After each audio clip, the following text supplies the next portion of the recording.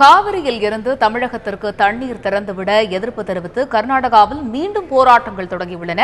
இதுகுறித்து எமது செய்தியாளர் பாரதி ராஜாவிடம் கேட்கலாம். பாரதி ராஜா, வணக்கம். காவிரி விவகாரத்தில் கர்நாடகத்தில் மீண்டும் போராட்டங்கள் துவங்கி இருப்பதா நமக்கு தகவல்கள் கிடைக்கிறது. இந்த நிலையில நீங்க கர்நாடகத்தின் எந்த பகுதியில் இருக்கீங்க? அங்கு தற்பொழுது என்ன நிலவரம் காணப்படுகிறது? பாரதி ராஜா. தற்போது நாம் கர்நாடகாவின் அத்திப்பள்ளி, அதாவது கர்நாடக தமிழக எல்லையான அத்திப்பள்ளி பகுதியில் இருக்கோம். கடந்த 5ஆம்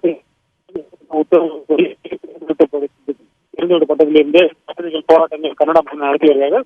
குறிப்பாக சொல்லணும்னா கடந்த 12ஆம் தேதி நடந்த அந்த வன்முறை சம்பவங்கள் ஒட்டுமொத்த இந்தியாவும் பெங்களூர் பகுதியில் குறிப்பிடத்தக்கது. நீதிமன்றமும் குறிப்பா இதை இந்த மாதிரி வன்முறை சம்பவங்களில் ஈடுபடக்கூடாது, உச்சநீதிமன்ற உத்தரவு மதிப்பு நடக்க வேண்டும் என்று சொல்லியிருந்தது. இந்த நிலையில இன்னைக்கு காவிரி கண்காணிப்பு குழு கூட்டம் டெல்லியில் நடைபெற்று இருக்கு. இதற்காக ஏற்கனவே கர்நாடகா சார்பில் பல சட்ட வல்லுநர்களுடன் ஆலோசனை நடத்தப்பட்டது. முன்னாள் ஓய்வு பெற்ற நீதிபதிகளுடன் ஆலோசனை நடத்தப்பட்டது. இந்த ஆலோசனைக்கு பிறகு இந்த முக்கியமான 3 வாதங்களை அவங்க முன்வைக்க முடிவு செஞ்சிருந்தாங்க. என்னன்னா, கேஆர்எஸ் அணையில தற்போது 27 டிஎம்சி தண்ணீர் மட்டும்தான் இருக்கு, அது ஒரு வாதமாகவும், அதே போல தற்போது திறந்து விடப்பட்டுள்ள தண்ணீர் தமிழக சம்பா பாசனத்திற்கு போதுமானதாக இருக்கும், இல்லைன்னா அவங்களுக்கு பருவமழை இருக்கு அப்படின்ற ஒரு வாதத்தையும், இதே போல தற்போது இருக்கிற அந்த பெங்களூர் இந்தியா இந்த பகுதியில் குடிநீர், கோலார் ஆகிய மாவட்டங்களில் குடிநீர் தேவை, அதே போல மண்டியா மாவட்டத்தில் விவசாயம் நிறுத்தப்பட்டது.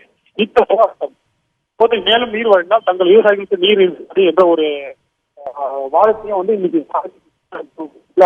கர்நாடகா தெரிவிக்க போறாங்க. இந்நிலையில காவிரிக்கும் தண்ணீரை உடனடியாக நிறுத்தணும் அப்படின்னு சொல்லிட்டு இன்னைக்கும் அமைப்பினர், அதாவது கூட்டா உள்ளிட்ட